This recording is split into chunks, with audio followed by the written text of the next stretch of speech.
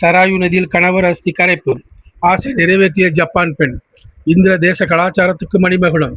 இந்தியாவின் கலாச்சாரத்தை சனாதன தர்மத்தையும் இங்குள்ள சிலர் விமர்சிக்கும் நிலையை நாம் காண்கின்றோம். ஆனால் நம் கலாச்சாரத்தால் ஈர்க்கப்பட்டு வெளிநாட்டினர் பலரும் நம் புண்ணிய ஸ்தலங்களுக்கு வருவது அதிகரித்து வருகிறது.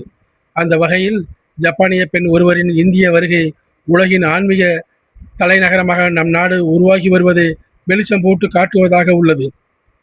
அந்த பெண் சுற்றுலாவுக்காக இந்தியாவுக்கு வரும் வெளிநாட்டினர் மத்தியில் தன் கணவரின் அஸ்தியை சராயு நதியில் கரைப்பதற்காக வந்துள்ள மியாக்கோ ஆவார். இவரது கணவர் ராபர்ட் அமெரிக்காவைச் சேர்ந்தவர் ஆவார். இந்திய கலாச்சாரத்தையும் மற்றும் ஆன்மீகத்தின் மீது நம்பிக்கை கொண்டவர் ஆவார்.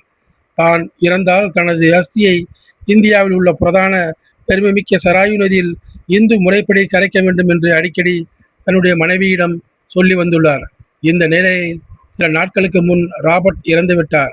அவர் அஸ்தியை எடுத்துக்கொண்டு உத்தரகாண்டில் உள்ள பாகேஷ்வர் என்ற பகுதிக்கு வந்துள்ளார். அங்குள்ள சராயு மற்றும் கோமதி நதிகள் சங்கமிக்கும் பாக்கியநாத் தாம் பகுதியில் இந்து முறைப்படி கணவரின் அஸ்தியை கரைத்துள்ளார்.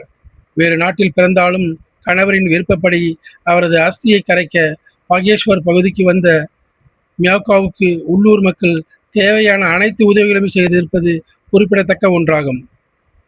வாழ்க பாரதம், வளர்க இந்திர தேசம். நன்றி, வணக்கம். என் இனிய தமிழ் மக்களே, உங்கள் ஆதவன் டிவியில் ஆதவன் டிவியுடன் இணைந்திருங்கள்.